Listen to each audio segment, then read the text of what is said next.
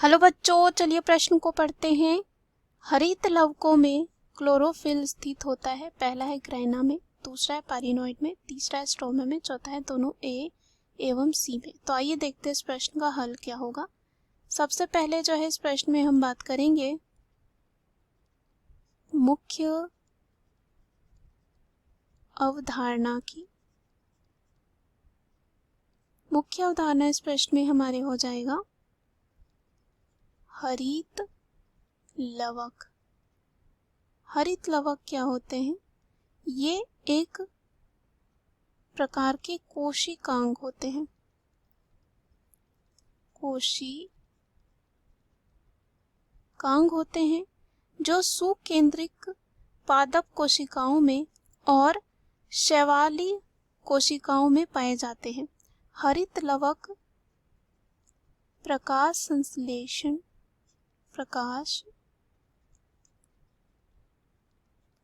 संश्लेषण द्वारा जो है प्रकाशीय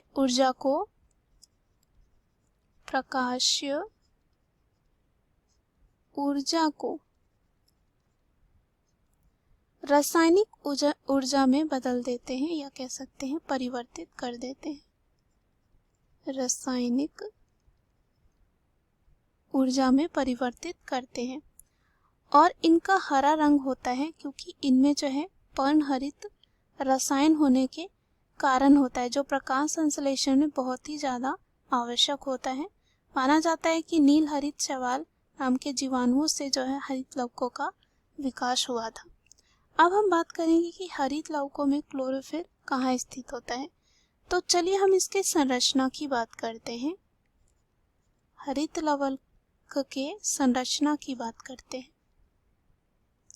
संरचनात्मक रूप से जो हरित लवक होते हैं दो भागों से मिलकर बने हुए होते हैं।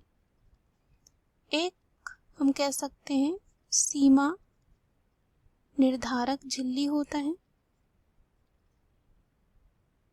निर्धारक झिल्ली। दूसरा जो होता है उसे कहा जाता है स्ट्रोमा। अब बात करते हैं सीमा निर्धारक झिल्ली की। तो प्रत्येक हरित लवक के चारों ओर जो है लाइपोप्रोटीन की बनी दोहरी झिल्ली का आवरण उपस्थित होता है और प्रत्येक झिल्ली की मोटाई जो होती है 40 से 60 आर्मस्ट्रांग तक होती है और इन दोनों झिल्लियों के बीच एक रिक्त स्थान उपस्थित होता है जिसे कहा जाता है पेरिप्लास्टिडियल जगह। अब यहाँ पे दूसरे बात करते हैं स्ट्रोमा की। तो स्ट्रोमा की बात करें, स्ट्रोमा के संरचना की बात करें तो प्लाज्मा झिल्ली के अंदर जो है प्रोटीन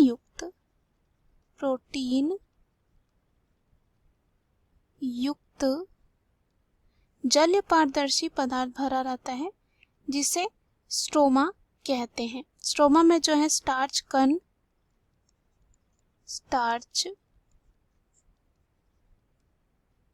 कण जो है भरी हुई होती है। अब क्या होता है, उच्च वर्गीय पौधों के स्ट्रोमा में जो है छोटी छोटी बेलनाकार संरचनाएं होती हैं जिसे कहा जाता है ग्रैना।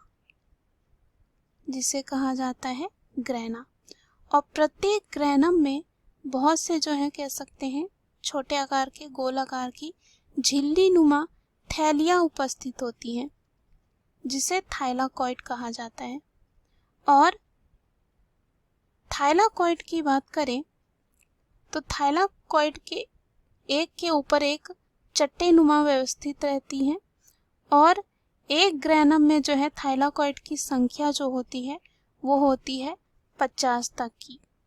और प्रत्येक क्लोरोप्लास्ट में, या कह सकते हैं जो हरित लवक में होते हैं, और ऐसा कह सकते हैं कि प्रत्येक हरित लवकों में ग्रैनम यानी कि ग्रैना के अंदर जो है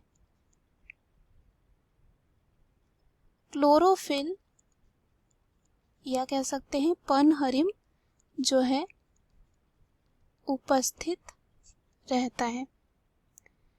तो यहाँ पे इस प्रश्न में हमें यही पूछा गया है कि ये कहाँ होता है हरितलवक में क्लोरोफिल। तो चलिए हम विकल्प में चलते हैं।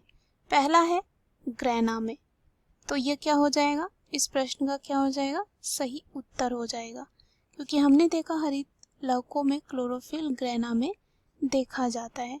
दूसरा है पाइरिनॉइड में। जो हरितलवक होते हैं उनमें एक या एक से अधिक पाइरिनॉइड हो सकते हैं जो एक स्टार्च के कण होते हैं।